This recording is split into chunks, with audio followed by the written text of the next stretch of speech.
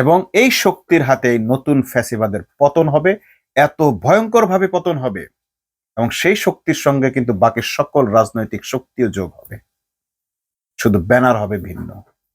এই ব্যানার ধরার লোকগুলো তৈরি হলে, সে ভিন্ন ব্যানার নিয়ে রাস্তায় নামার লোকগুলো তৈরি হলে, এই সালাউদ্দিন আহমেদের মতো ভারতপন্থী শিলং থেকে আসা লোক রাস্তায় পুলিশ দিয়ে মানুষ মেরে আন্দোলন বন্ধ করবে, সেই স্বপ্ন দেখা বন্ধ। সেই স্বপ্ন তাদের কখনো পূরণ হবে না, সম্ভব হবে না। কিংবা খলিলুর রহমানের মতো, যাকে পিনাকিদা বলেছে রয়ের এজেন্ট, এইরকম এজেন্ট দিয়ে বাংলাদেশের আন্দোলন মোকাবেলা করা পসিবল হবে না। এর চেয়ে বড় বাঘা বাঘা রয়ের অফিস ছিল, হেডকোয়ার্টার ছিল বাংলাদেশে, ভারতের সেনাবাহিনী বাংলাদেশে পুষে রাখা হয়েছে। 5ই আগস্টের পর তারা ভাগছে। অতএব কেউ যদি মনে করে বাংলাদেশকে ভারতের অঙ্গরাজ্য বানিয়ে নিজেদের নিরাপত্তা নিশ্চিত করবে, সে বোকার স্বর্গে বাস করছে। জনগণ যদি লাঠি নিয়ে বের হবে, মশাল নিয়ে বের হবে, এদের কারো কোনো অস্তিত্ব থাকবে না।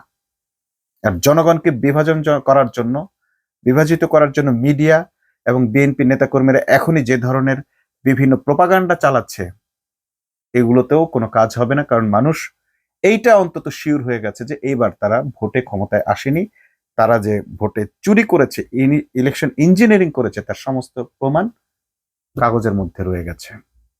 ডক্টর ইউনূস অন্তত একটা ভালো কাজ করেছেন, হ্যাঁ ভোটকে জয়ী করে দিয়ে গেছেন এবং চোরদের মুখোশ খুলে দিয়ে গেছেন। কে চাঁদাবাজ সেটা তিনি দেখার সুযোগ করে দিয়েছেন জনগণকে। কে জুলাই বিরোধী, জুলাই অভ্যুত্থানের বিরোধী, জুলাই সনদের বিরোধী, সেটা তিনি ক্লিয়ার করে দিয়ে গেছেন। আর এরা যে ইলেকশন ইঞ্জিনিয়ারিং করেছেন, সেটিও মানুষের কাছে একেবারে ক্রিস্টাল ক্লিয়ার করে দিয়ে গেছেন। যদিও যাওয়ার আগ মুহূর্ত থেকেই তিনি গৃহবন্দী ছিলেন, অনেক সিদ্ধান্ত তিনি নিতে পারেননি, অনেক কথা তিনি বলতে পারেননি, মুখ নিচু করে খুব অসহায়ভাবে তিনি বিদায় নিয়েছেন। ওই যে জনগণ আসছে, দ্বিগুণ শক্তি নিয়ে আসছে, ফ্যাসিবাদ, নতুন ফ্যাসিবাদকে বলবো আপনারা প্রস্তুত হন। 2টা শর্ত, হয় আপনারা দেশকে জুলাই সনদের আলোকে, রাজনীতিকে জুলাই সনদের আলোকে নতুন করে সাজাবেন, বাংলাদেশ থেকে চাঁদাবাজ নির্মূল করবেন, দুর্নীতি নির্মূল করবেন, একেবারে জিরো টলারেন্স, দুর্নীতির থাকতে পারবে না বাংলাদেশে। বাংলাদেশের কোন সরকারি অফিস আদালতে 1 টাকার দুর্নীতি হতে দেওয়া হবে না এবং বাংলাদেশের প্রত্যন্ত গ্রাম থেকে শুরু করে শহর পর্যন্ত কোথাও 1 টাকার চাঁদাবাজি হতে দেওয়া হবে না। চাঁদাবাজির যে নতুন বয়ান আপনারা তৈরি করছেন, সংজ্ঞা তৈরি করছেন, কোনো কিছু মানুষের কাছে টিকবে না। এটা আপনাদের জন্য সেফ সতর্কতা।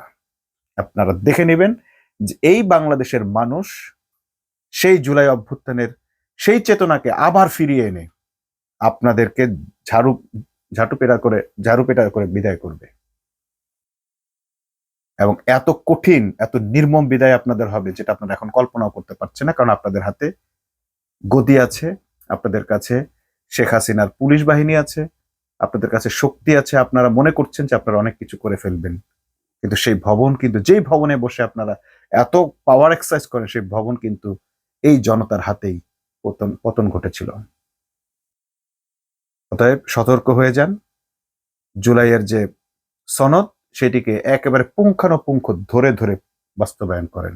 আপনার ওই কোটি কোটি গাছ লাগানো, খাল খননের দরকার নেই, শুধু জুলাই সনদ বাস্তবায়ন করেন, বাংলাদেশের মানুষ এমনি তাদের অধিকার বুঝে পাবে।